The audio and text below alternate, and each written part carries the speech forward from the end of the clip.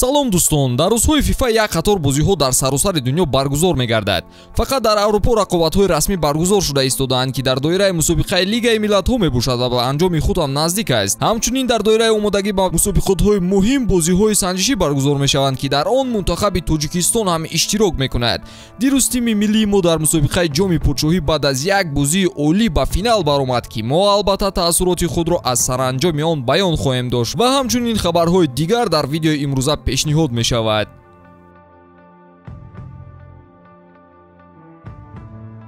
дӯстон, чун дар чемпионатҳои аврупоӣ таътил аз футболбозон ба тими миллияшон ҳамроҳ шуданд. имрӯз даври панҷуми рақобатҳои Лигаи миллатҳо идома меёбанд. яке аз бозиҳои асосии имшаба ин дидори мунтахабҳои Олмон, Венгрия ва Италия, Англия ба шумор мераванд. боз чӣ бозиҳои шавқовареро Лигаи миллатҳо пешкаши мо мекарда бошад? дӯстони мо аз Ягикс ба ин бозиҳо коэффициентҳои баланд пешниҳод доранд, ки мухлисону ҳаводорони футбол метавонанд истифода баранд. дар Ягикс регистратсия осон ва пардохт аз тамоми гӯшаҳои канори дунё, вале аз ҳама муҳим бонус то $100 бо промокоди AMG0777.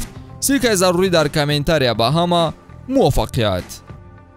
бозии Тоҷикистон ва Тринидад Тобаго аз он зумра бозиҳое буд, ки мухлисонро шод кард ва умеди ояндаи неки дурахшонро дар дили онҳо ҷо намуд. бинед, ки аз аввал дар ин дидор растаи рақиб фаворит ҳисоб мешуд. онҳо дар рейтинги фифа ҳам аз мо чанд зина боло ҳастанд. новаста аз ин дар мусобиқаи ҷоми подшоҳӣ бачаҳои мо рақобати хеле устувор нишон доданд. ба пиндошти бархе аз мутахассисони соҳа, ин бозӣ яке аз рақобатҳои беҳтарини тими миллии Тоҷикистон дар чанд соли охир буд ва мутахассиси хорватӣ Петр Сегр дастаи моро ба роҳи рост ҳидоят карда истодааст. ҳар як бозинга дар мавқеи худ устувор буд. албатта буданд чанд лаҳзаҳои нигарону хавотиркунанда ба чашм мерасиданд. мисол гузаштани осон аз дифоъгарони мо ва чанд ҳолати дигар. аммо бисёр чуқур намеравем, чунки ғолибонро қазоват намкунанд. Муҳаммадҷон Раимов ки ҳисобро баробар кард, маълум шуд, ки дастаи мо имкони беҳтарини ғалаба дорад. баъдан шоҳ даромад хонаи подшоҳ даромад хона. эҳсони панҷшанбе танҳо баъд аз чанд соати тӯи хонадоршавиаш ба Таиланд рафту беҳтарин бозиро нишон дод. голи ғалабаовари ӯ тими моро ба финали ин мусобиқаи анъанавӣ баровард. акнун дар финал имконияти беҳтарини ғолибшавӣ дорем, чунки ҳамаи бозингарон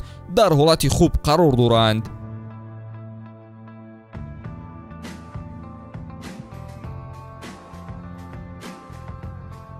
мавқеи Нголо Канте дар дастаи Челси маълум нест. қарордоди ӯ бо лондониҳо тобистони соли 2023, яъне пас аз анҷоми мавсими ҷорӣ ба итмом мерасад. лег байни ҷонибҳо гуфтушунӣ дар мавриди шартномаи нав нест. собиқ сармураббии Челси Томас Тухел гуфта буд, ки Канте ба эҳтимоли зиёд аз сафи лондониҳо меравад ва аммо омадани Грэм Поттер метавонад вазъиятро ба пуррагӣ дар Челси тағйир диҳад. Поттер ҳамеша Кантеро қадр мекард ва метавонад пас аз худӣ шудан дар Челси шартномаи навро бо нимҳимоятгари фаронсавӣ имзо кунад. аз ҷониби дигар ду даста ба Канте таваҷҷӯҳи хос доранд. гап сари ПСЖ ва Ювентус меравад. марохи ПСЖ маълум аст ва он кайҳост оғоз ёфтааст, аммо таваҷҷӯҳи Юве гапи нав аст. гуфта мешавад, ки туриниҳо тобистони соли ҷорӣ пеш аз ҳама диққати худро ба Нголо Канте бештар карданд. вақте ки Челси мехост Делингро аз Юве гирад, бионкунерҳо хоҳиши овардани Нголоро кардаанд. дар ниҳояти кор на ин шуду на вай. гузашта аз ин Ювентус мехост аз Челси пули шишро ба муддати як мавсим ба иҷора гирад. худи футболбози амрикоӣ ба ин гузариш розигӣ дод, аммо боз туриниҳо оромиро ихтиёр карданд. агар Поттер бо Канте корро идома доданӣ набошад, пас зимистон лондониҳо ӯро ба бозор мебароранд.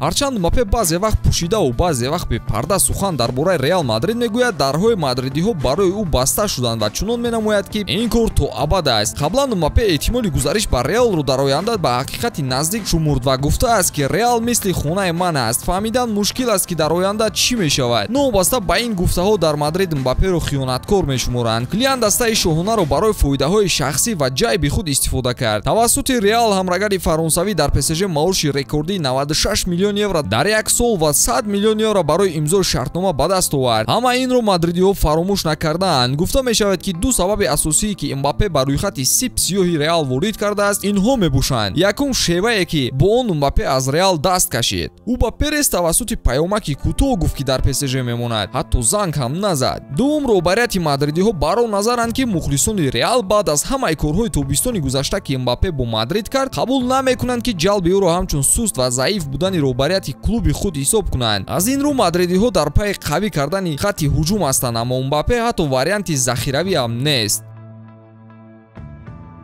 яке аз чеҳраҳои асосӣ дар футболи ҷаҳонӣ айни ҳол байни нимҳиматгарон Ҷуд Беллингем ба ҳисоб меравад. Нимуҳофизатгари дастаи Боруссия Дортмунд ба бозиҳои зебои худ аллакай дар чунин ҷавониаш худро бар дилу дидаи футболдӯсторон ҷой кардааст. Тарафдорони футбол як тарафистан клубҳои топ барои шикори ӯ ҳамаи аслиҳаҳояшонро омода карданд. Беллингем ки бисёриҳо ӯро бо сабаби дар чунин ҷавонӣ бозӣ намудан дар сатҳи баландтарин вундеркинд мегӯянд, аз ҷониби соҳибназарони соҳа баҳои баланд дорад. Давоми 2 соли охир нимҳиматгари англис хело рушд кардааст ва дастаҳои топ барқарорию устувории ин бозингарро хуб пай мебаранд. Айни ҳол Реал Мадрид аз Испания ва чандин дастаҳои аз Англия дар симои МЮ, Манчестер Сити, Челси ва Ливерпул маблағҳои худро барои харидории Ҷуд омода карда истодаанд. Ин бозингар ҳамроҳ бо орду руға нархаш хело баланд шуд. Директори варзишии дастаи Боруссия Дортмунд бепарда ишора кард ки Ҷуд арзонтар аз 150 миллион евро фурӯхта намешавад. Акнун тасаввур кунед ки соли 2014 Ливерпул метавонист ин футболбозро бо нархи 9000 фунт бихарад. Вале он вақт мерсисайдиҳо аз куҷо медонистанд ки Беллингем калон шуда пулаш аз ӯ калонтар хоҳад шуд? Агар мо рӯзи вафотамонро пешакӣ медонистем, худамон ба худ гур мекандем. Барои ин Ливерпулро дар ҷалб накардани Ҷуд гунаҳгор кардан нашояд ва аммо айни ҳол дастаҳои топ бояд маблағи зиёд сарф кунанд то Беллингем дар сафи онҳо бошад. Гапу чап ҳамин аст ки бо эҳтимоли зиёд Беллингем ба Реал рафтан мехоҳад. Гуфта мешавад ки Беллингем аввалтар аз ҳама пешниҳоди мадридиҳоро мебинад, танҳо баъд аз муҳокимаи он ба пешниҳодҳои клубҳои дигар таваҷҷӯҳ месозад. Ҳамаи ин тобистони соли оянда бояд рух диҳад. Ба дастаи Ливерпул нимҳиматгар албатта лозим аст ва онҳо метавонанд зимистон ба шикори Ҷуд бароянд. Аз ин рӯ Реал ҳам бояд ба чунин ҷараёни кор омода бошад.